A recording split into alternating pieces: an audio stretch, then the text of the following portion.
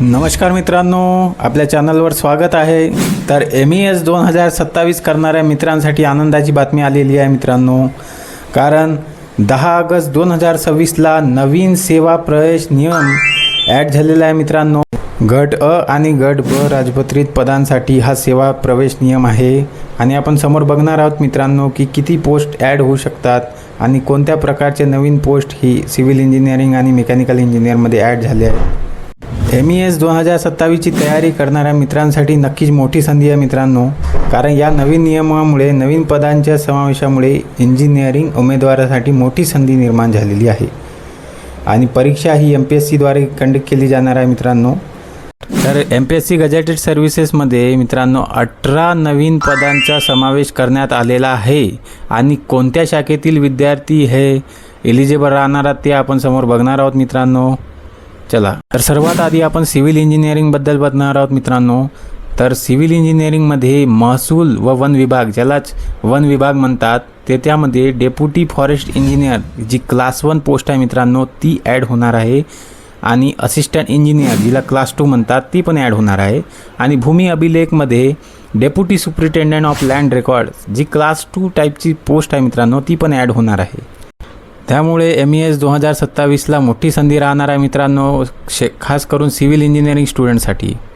Mechanical इंजिनिअरमध्ये पण 4 post add झालेल्या आहेत मित्रांनो, त्या म्हणजे इंडस्ट्रीयल डिपार्टमेंटमधील assistant engineer, assistant director, assistant drilling engineer यासाठी मेकॅनिकलची डिग्री लागणार आहे आणि ती मेकॅनिकललाच लागू होणार आहे। वॉटर रिसोर्सेस डिपार्टमेंट ज्याला WRD म्हणतात त्याच्यामध्ये क्लास 1 डेप्युटी इंजिनियरची पोस्ट आणि त्यानंतर पब्लिक वर्क डिपार्टमेंटमधील डेप्युटी इंजिनियरची पोस्ट जिला क्लास 1च म्हणले जाते मित्रांनो ती पण ॲड होणार आहे। त्यानंतर वॉटर सप्लाय डिपार्टमेंटमधली डेप्युटी इंजिनियरची पोस्ट त्यामध्ये पण मेकॅनिकल इंजिनिअरिंगची डिग्री एलिजिबल राहणार आहे मित्रांनो। यामध्ये इंजिनिअरिंगची डिग्री असणारे सर्व मुले ही एलिजिबल असणार आहेत मित्रांनो।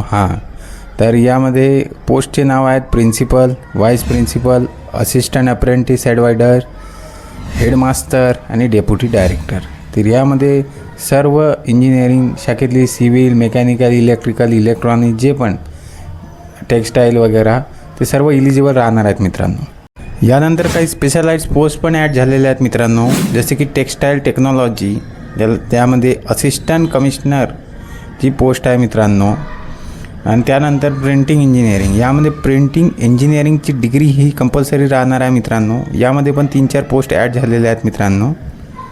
यामध्ये 3 पोस्ट ॲड झालेल्या आहेत मित्रांनो, ती म्हणजे डेप्युटी मॅनेजर, मॅनेजर आणि असिस्टंट मॅनेजर। तर त्यासाठी प्रिंटिंग इंजिनिअरिंगची डिग्री ही कंपल्सरी राहणार आहे मित्रांनो।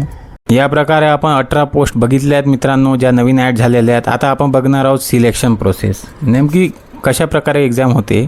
तर सर्वात आधी प्रिलिम्स घेतली जाते, तर त्यामध्ये मित्रांनो जनरल स्टडीज हा तुमचा पेपर राहतो 200 मार्क्सचा, तोच तुमचा कट ऑफ डिसाईड करतो मित्रांनो। दुसरा पेपर तर CSAT फक्त क्वालिफाईंग राहतो, त्यामध्ये तुम्हाला 200 पैकी 66 मार्क हे कंपल्सरी घ्यावं लागते आणि दोन्ही पण फॉर्मॅट इंग्लिश आणि मराठीमध्ये अवेलेबल असतात आणि MCQ फॉर्मॅटमध्ये असतात मित्रांनो। आणि आता बघणार आहोत मेन्सबद्दल। तर प्री क्वालिफाय झाल्यानंतर मित्रांनो मेन्स एक्झाम द्यावी लागते तुम्हाला आणि त्यामध्ये रेशो पण राहते। प्री क्वालिफाईंग झालेल्या स्टुडंटला 12 ते 16च्या दरम्यान रेशो घेतल्या जाते मित्रांनो। तर मेन्स एक्झामसाठी तुम्हाला डिस्क्रिप्टिव्ह एक्झाम द्यावी लागते मित्रांनो, जी की 2023 पासून MES विद्यार्थ्यांचा सिलेबस चेंज झालेला आहे मित्रांनो। तर 200 मार्काचे तुम्हाला 2 पेपर द्यावे लागते 3-3 तासामध्ये मित्रांनो आणि त्यानंतर इंटरव्ह्यू घेतला आहे ते 50 मार्क्सचा।